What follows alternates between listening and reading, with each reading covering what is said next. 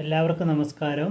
ഞാൻ സതീഷ് നായർ, ജ്യോതിഷം and vastu centre, Ezhamkulam. ഇപ്പോൾ നമ്മൾ വാസ്തുപരമായിട്ടുള്ള കാര്യങ്ങളാണ് ഈ വീഡിയോയിൽ ചർച്ച ചെയ്യുന്നത്. അപ്പോൾ കഴിഞ്ഞ ദിവസം നമ്മൾ എങ്ങനെ കുറ്റിയടിക്കാവുന്നതും കുറ്റിയടിച്ചതിന് ശേഷം നമ്മൾ സെറ്റ് ഔട്ട് ചെയ്യാവുന്നതിനെ പറ്റി പറയുകയുണ്ടായി.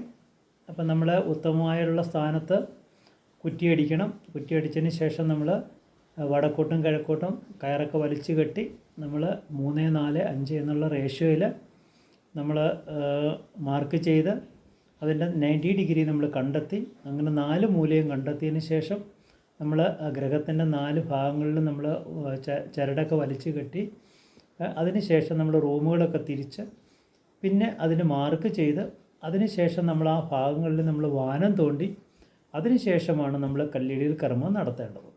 അപ്പം കല്ലിടീൽ കർമ്മം നമ്മൾ നടത്തുന്നത് സാധാരണ കേരളത്തിൽ തെക്ക് പടിഞ്ഞാറ് ഭാഗത്താണ്, കന്നിമൂല ഭാഗത്താണ്.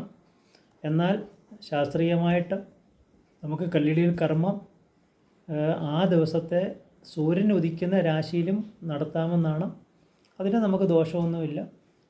അപ്പോൾ കേരള സ്ഥിതി അനുസരിച്ച് നമ്മൾ തെക്ക് പടിഞ്ഞാറ് ഭാഗത്ത് കല്ലിടീൽ കർമ്മം നടത്തുന്നത് പൊതുവെയുള്ള ധാരണയായതുകൊണ്ട് നമുക്ക് അവിടെ തന്നെ കല്ലിടീൽ കർമ്മം നടത്തി മുന്നോട്ട് പോകുന്നതായിരിക്കും ഉത്തമമായിട്ട് കണക്കാക്കുന്നത്. അപ്പോൾ നമ്മൾ കല്ലിടീൽ കർമ്മത്തിന് ആദ്യമായിട്ട് വേണ്ടത് കല്ല് നമുക്ക് തയ്യാറാക്കി വയ്ക്കുക എന്നാണ്. ഇപ്പോൾ റെഡിമെയ്ഡ് കല്ലുകളൊക്കെ കിട്ടാറുണ്ട്. പല മതസ്ഥർക്ക് അതിൻ്റെ അനുസൃതമായിട്ടുള്ള കല്ലുകൾ ഇപ്പം കിട്ടാറുണ്ട്.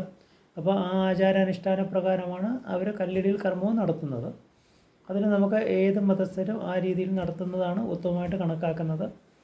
പിന്നെ കല്ലിടീൽ കർമ്മം നമ്മൾ ചെയ്യുന്നതിന് മുമ്പ് തന്നെ നമുക്കൊരു കാര്യം ശ്രദ്ധിക്കണം. ഈ ഭൂമിക്ക് വേണ്ടി നമ്മൾ കല്ലിനടിക്ക് സ്ഥാപിക്കേണ്ട ദ്രവ്യങ്ങളൂടെ നമ്മൾ സമർപ്പിക്കണം. അത് നമ്മൾ സ്വർണം വയ്ക്കാം, അതുപോലെ തന്നെ രത്നങ്ങൾ വയ്ക്കാം, അല്ലെങ്കിൽ നമുക്ക് രൂപങ്ങൾ വയ്ക്കാം. ഇതൊക്കെ നമുക്ക് ആ ഭാഗങ്ങളിൽ നടത്തുന്നത് ഉത്തമമായിരിക്കും. അതിന് കാരണമെന്ന് പറയുന്നത് പഞ്ചഭൂതങ്ങളെ ബേസ് ചെയ്തുകൊണ്ടാണ് നമ്മളൊരു ഗ്രഹനിർമ്മാണം നടത്തുന്നത്. അപ്പോൾ ഇതിനകത്ത് ആകാശം, ജലം, ഭൂമി, വായു, അഗ്നി, അതാണ് പഞ്ചഭൂതങ്ങൾ. ഇതിനകത്ത് ഭൂമിക്ക് പ്രധാനം കൽപ്പിച്ചുകൊണ്ടാണ് നമ്മൾ ഈ കല്ല് സ്ഥാപിക്കുന്നത്. അപ്പോൾ കല്ല് സ്ഥാപിക്കുന്നതാണ് ഒരു ഗൃഹനിർമ്മാണത്തിൻ്റെ ആരംഭഘട്ടം എന്ന് നമ്മൾ പറയുന്നത്. അതിനൊരു ഉത്തമ സമയം നമ്മൾ നോക്കിയെടുത്തുകൊണ്ട് ചെയ്യുന്നത് വളരെ ഗുണകരമായിരിക്കും. അപ്പോൾ നമ്മൾ കല്ല് സ്ഥാപിക്കുമ്പോൾ അതിനടിക്ക് സ്വർണം, നാണയം, അതുപോലെ രൂപങ്ങളൊക്കെ നമ്മൾ സ്ഥാപിച്ചുകൊണ്ട് അതിന് മേളിൽ കല്ല് സ്ഥാപിച്ച് പിന്നെ ഗൃഹനിർമ്മാണം നടത്തുന്നത് നമുക്ക് വളരെ ഗുണകരമായിട്ട് ഭവിക്കുന്നതായിരിക്കും. ആ ഗ്രഹത്തിൽ ദോഷങ്ങളൊന്നും ഉണ്ടാകത്തില്ല. അപ്പം നമുക്ക് ഭൂമിക്ക് പ്രധാനം കൽപ്പിച്ചുകൊണ്ട് ആ ഗ്രഹം നല്ല രീതിയിൽ നമുക്ക് ഉയർന്നു വരുന്നതായിരിക്കും. അപ്പം ഈ രീതിയിലുള്ള രീതിക്കാണ് നമ്മൾ കല്ലിടീൽ കർമ്മം എന്ന് പറയുന്നത്. അപ്പം കല്ലിട്ടതിന് ശേഷമാണ് നമ്മൾ ഗ്രഹനിർമ്മാണം നടത്തേണ്ടത്. ഓക്കെ. അതുപോലെ തന്നെ നമുക്കൊരു സംശയം കൂടെ ആൾക്കാർക്കുള്ളതാണ്. അപ്പം നമ്മൾ 2 അടി താഴ്ചയിലാണ് നമ്മൾ ഫൗണ്ടേഷൻ എടുത്ത് കല്ലിടുന്നത്. പക്ഷേ ചില ഭാഗങ്ങളിൽ ചെല്ലുമ്പോൾ നമുക്കവിടെ പില്ലർ സ്ഥാപിക്കേണ്ടതായിട്ട് വരും. അപ്പം പില്ലർ നമ്മൾ സ്ഥാപിക്കുമ്പോൾ എവിടെ കല്ലിടും എന്നുള്ളൊരു സംശയം വരും. കാരണം ചിലപ്പോൾ 3 അടി 4 അടിയിലോ ഒക്കെ താഴ്ചയിലായിരിക്കും നമ്മൾ പില്ലർ സ്ഥാപിക്കുന്നത്. കാരണം അവിടെയൊക്കെ ചിലപ്പോൾ ജലത്തിൻ്റെ പ്രശ്നങ്ങളൊക്കെ സ്ഥലങ്ങൾ കാണും, കട്ടി കുറവായിരിക്കും. അപ്പോൾ അതുകൊണ്ടാണ് നമ്മൾ പില്ലർ അവിടെ സ്ഥാപിക്കുന്നത്. അപ്പോൾ ഇങ്ങനെ വരുമ്പോൾ നമ്മൾ എവിടെ കല്ലിടും എന്നുള്ളൊരു സംശയവും ജനങ്ങൾക്കുണ്ട്.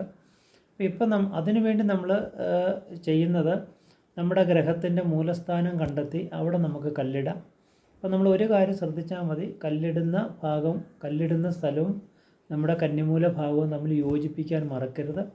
അങ്ങനെ മറക്കുമ്പോഴാണ് അവിടെ ഉത്തമമായിട്ട് വരുന്നത്. അപ്പോൾ ഈ ഭാഗത്ത് നമ്മുടെ ഗ്രഹത്തിൻ്റെ മൂലസ്ഥാനത്ത് നമ്മൾ കല്ലിട്ട് പില്ലറിൽ നമുക്ക് ഗ്രഹങ്ങൾ പണിയുന്നതിന് കുഴപ്പമൊന്നുമില്ല. അപ്പോൾ എല്ലാവർക്കും മനസ്സിലായെന്ന് വിചാരിക്കുന്നു. കല്ലിടീൽ കർമ്മം അത് അവരവരുടെ ആചാരാനുഷ്ഠാന പ്രകാരം നടത്തുന്നത് കൊണ്ട് നമുക്ക് ഗുണകരമായിരിക്കും. അപ്പോൾ ഇതിന് ശേഷമാണ് ബാക്കി ഭാഗങ്ങൾ നമുക്ക് നിർമ്മിക്കേണ്ടത്. അപ്പോൾ ഇനി അടുത്ത ദിവസം നമ്മൾ കല്ലിടീൽ കർമ്മം നടത്തി ഗ്രഹനിർമ്മാണം കംപ്ലീറ്റായി മുന്നോട്ട് പോകുമ്പോൾ നമുക്ക് കട്ടിള സ്ഥാപിക്കേണ്ടതായിട്ടുണ്ട്. അപ്പോൾ കട്ടിള സ്ഥാപിക്കുന്നത് എങ്ങനെ എന്നതിനെ പറ്റി അടുത്ത ദിവസം നമ്മൾ വീഡിയോയിൽ പറയാം. ഓക്കെ.